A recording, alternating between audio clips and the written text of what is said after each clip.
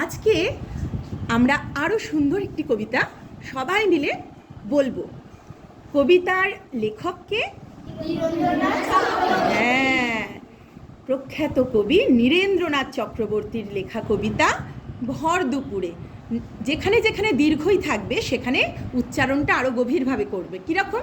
নীরেন্দ্রনাথ চক্রবর্তী, কারণ নয় দীর্ঘই আছে, তাই তো? তাহলে আমরা কবিতাটা শুরু করি। 1 2 3।